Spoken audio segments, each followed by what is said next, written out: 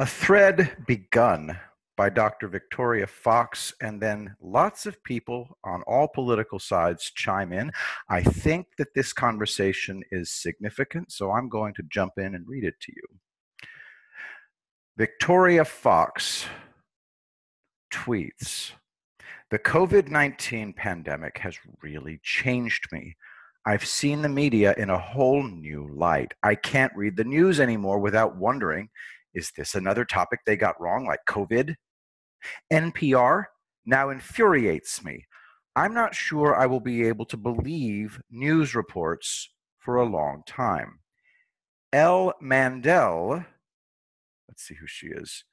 Elle Mandel, a small user on Twitter, responds, "I have listened to NPR for years. I have not listened at all since about April and May. It also infuriates me. It's interesting that you brought that up. It's always been my favorite station." Dr. Victoria responds, "Yeah, NPR was part of our evening dinner time ritual. It's a sad loss, a hole I haven't figured out how to fill. I just don't feel informed by the news anymore. It's all fear-mongering and blame."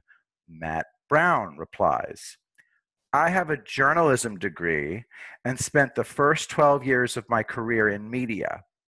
They always had a slant, but this year they have descended into pure propaganda and deceit.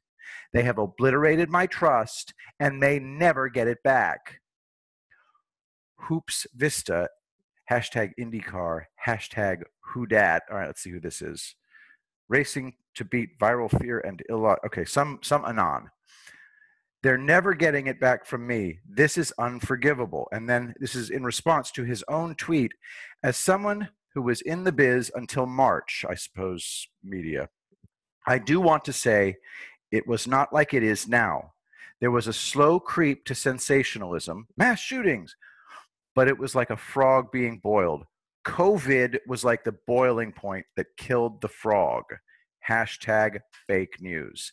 Nick Knipe responds to Dr. Victoria with, "Been bad for a while, but with COVID, it got dialed to an 11. Here is a pic from an LA Times in early July suggesting 100 deaths a day in Sweden, when the death rate was about 14 a day. I can only guess why they chose a narrative instead of seeking truth, but they stuck to it." Okay, so this guy says he can only guess. Why are they sticking to this COVID narrative? Victoria Fox. By the way, Victoria Fox is not nobody. She's a stem cell biologist, college professor, founder, STEM education nonprofit, CEO, biotech entrepreneur, mother, liberal. Okay, so this is like resistance territory we're in. Okay, here's what Victoria Fox responds. LA Times is off the rails. Pre-COVID, they had incredible reporting on the dangers of bogus clinics offering unproven stem cell treatments, a topic I am well versed with as a stem cell biologist. I thought for sure they would sniff out the issues with our COVID response. Nope. Miss Havisham, obviously a pseudonym, it's from Great Expectations. Miss Havisham is just some anon, I suppose a woman.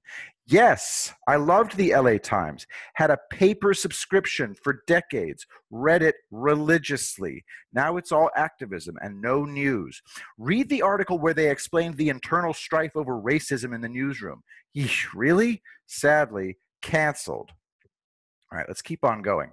Dashman, definitely an anon. Dashman 4419485. I don't understand these 8-digit responses. Anyway, an anon. "It's reassuring but sad to find this thread. I thought I was alone thinking NPR had turned." Mrs. Darcy responds, "NPR hasn't turned. You've just noticed it now. Conservatives have been saying this for years. Despite their liberal slant, I used to listen to NPR until Kavanaugh. That was my breaking point. They actually interviewed people with no hard evidence, just hearsay, and shredded a man's reputation." AJK responding to Dr. Victoria and Gummy Bear 737. "Same. I've had some pretty disquieting cognitive reframes to process. My trust in both the media and the message isn't just gone, it's morphed into distrust. And it's not only cognitively destabilizing, but socially too, since most people I know have gone all in on one narrative. 4 replies to that one. From Aditya, me 3. These are people I know who are convinced that Cuomo did an awesome job since he's taking victory laps after New York State achieved herd immunity with 1,693 deaths per million. The same people also think Sweden failed. This is so sad. These people are otherwise pretty smart. Dr. Victoria responds, yes, I know scientists who think New Zealand is crushing it and we should all spit test 10 times a day, knowing full well the inaccuracies in diagnostic testing methods. It's like logic died. Maybe COVID killed it. It seems everything else is dying of COVID, so why not throw logic in there for shits and giggles? Aditya responds. The fact that there still exists this notion that COVID-19 can be stopped is a testament to the echo chamber surrounding this topic in developed Western worlds, where Sweden's numbers and New Zealand's woes are only a Google search away. Dr. Victoria. Yes, it was an odd notion to start with, that you can stop a respiratory virus outbreak. Christopher responds to Dr. Victoria, welcome to the ex-communist East European mindset. My thoughts whenever I happen by chance to hear the news on radio or TV are literally, why do they choose to lie about this particular topic at this particular time? Rick Karate to Dr. Fox. Used to listen to NPR every morning as a wake-up station. Now I end up yelling at the radio in rage. My wife has made me turn it off so that I don't start my day off in such a bad mood. PLC responds, just like Ioannidis showed that any study which gets published is the most likely wrong. Any news article which gets written is most likely wrong. The common sense story which is true doesn't make good copy. Rick Wayne responds, a man went to his doctor for his annual checkup. He said, Doc, when is this COVID-19 stuff all going to be over so things can get back to normal? The doc said, I am neither a politician nor a member of the press, therefore I am not qualified to answer that question. The real Budman responds, I'm changed forever. My kids don't utilize the mainstream media, and my mom, who is 75, doesn't believe anything she sees on TV after COVID. I would find this all concerning if I was in the media.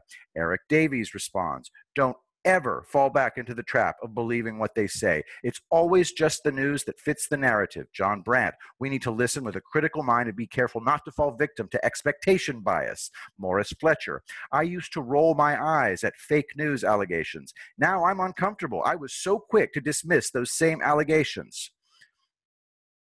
Lori Anti-Antifa responds, same here, until I read the WikiLeaks DNC Podesta emails 4 years ago and compared them to the spin coming from the mainstream media.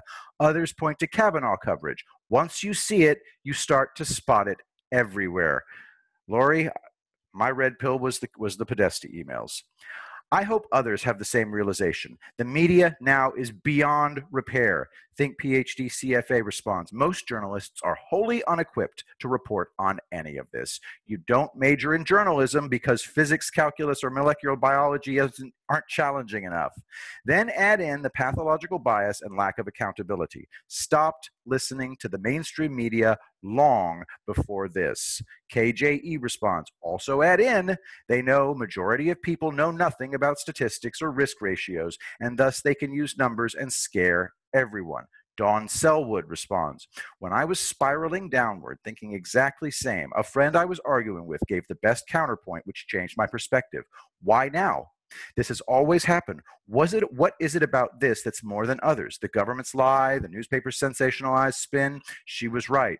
Coffee Lance, I stopped consuming TV news years ago and noticed over the past few years that NPR was more and more slanted, agenda, fear. New York Times was once a great paper, but now also seems very slanted, agenda.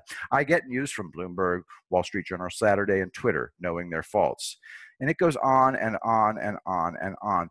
I'm going to put the link to this conversation among just a bunch of anons and this molecular biologist, liberal, obviously liberal, in the description.